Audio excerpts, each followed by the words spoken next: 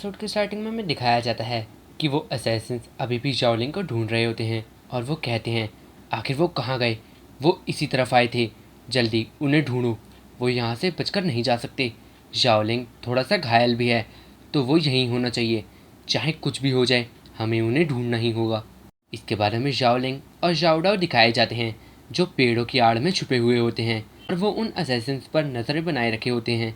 जाओडाओ जाओलिंग से कहता है ब्रदर अब हमें क्या करना चाहिए, और जाओलिंग उससे कहता है हमारी संख्या काफ़ी ज़्यादा कम है उनके सामने और वो हमारी खोज बिल्कुल ज़ोरों ज़ोरों से कर रहे हैं और वो यहाँ हमारी खोज कर नहीं आए हैं, तो यानी हम यहाँ ज़्यादा देर तक छुपे नहीं रह सकते, हमें कुछ ना कुछ करना होगा। जाओडाओ तुम वेस्ट की तरफ जाओ और कवर में रहना और मैं यहाँ से छुपकर उन पर अटैक करने की ट्राई करूँगा पीछे से, और तभी अचानक से हम उनके सामने जाकर डायरेक्ट फाइट करेंगे। और उसके प्लान के मुताबिक जाओडाओ वेस्ट की तरफ जाने लगता है, लेकिन वहाँ जाते हुए एक असैसिन उसे भांप लेता है और वो बाकियों को इशारा करता हुआ कहता है वो वेस्ट की तरफ जा रहे हैं, उनके पीछे जाओ। और वो सभी असैसिन्स एक साथ मिलकर वेस्ट की ओर बढ़ने लगते हैं और तभी जाओलिंग उनके सामने आ जाता है और वो असैसिन्स उससे कहते हैं अब तुम यहाँ से बचकर नहीं जा पाओगे जाओलिंग। और तभी जाओलिंग अपनी पर्पल वाइन्स निकालता है और कहता है और जैसा कि मुझे यहाँ से भागने की ज़रूरत भी है ना, और उसकी वो पर्पल वाइन्स उन सभी असैसिन्स को पकड़ लेती हैं और उन असैसिन्स को काफ़ी ज़्यादा तकलीफ़ दे रही होती हैं। और इतनी ज़्यादा तकलीफ़ सहकर वो असैसिन्स को समझ नहीं आ रहा होता कि उनके साथ हो क्या रहा है, और वो कहते हैं आखिर ये क्या चीज़ है और ये हमारे साथ क्या कर रही है। और तभी वो पर्पल वाइन्स उन सभी असैसिन्स की गर्दन अलग कर देती है और वो सभी वहीं के वहीं मारे जाते हैं।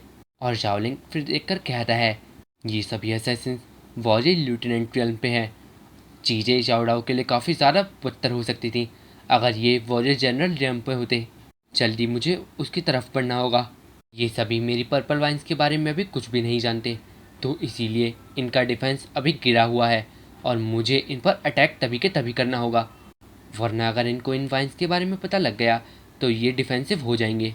इसके बाद कुछ असैसिन्स अपने बाकी दोस्तों को मैसेज दे देते हैं और कहते हैं हमने जाओलिंग को पता लगा लिया है, वो यहीं है हमारे सामने और हमने उसे चारों तरफ से घेर लिया है, जल्दी यहाँ आ जाओ।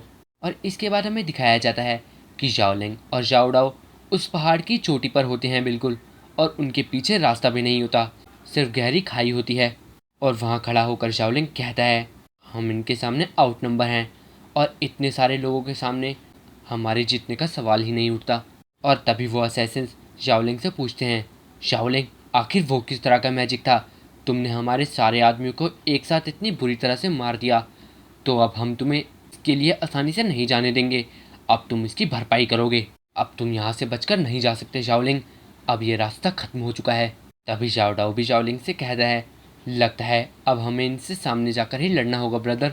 और जाओलिंग फिर उन बंदों से कहता है जैसा कि तुम अब देख ही सकते हो कि मैं तुमसे नहीं जीत सकता और मैं अब यहाँ मरने ही वाला हूँ, तो जब तुम मुझे मारने ही वाले हो तो आओ और मुझे ये बताओ कम से कम इस सब के पीछे किसका हाथ है और तुम्हें किसने भेजा और मुझे मरवाना कौन चाहता है।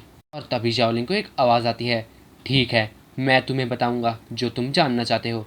और हमें दिखाया जाता है कि वो बोलने वाला ज़ूमिंग होता है जो अपनी बहन के साथ वहाँ आ रहा होता है, और वो कहता है तो हम आखिरकार फिर से मिल ही गए जाओलिंग।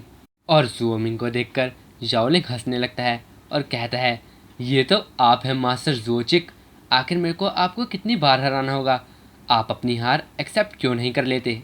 और उसकी हंसी देखकर ज़ूमिंग काफ़ी ज़्यादा भड़का हुआ होता है और वो कहता है जब तुम इस समय मरने वाले हो तब भी तुम ये हरकतें कर रहे हो, क्या तुम्हें लगता है कि जाओ क्लैन तुम्हें बचाने के लिए अपनी आर्मी भेजेगा, क्या तुम सच में ये सोचते हो जाओलिंग।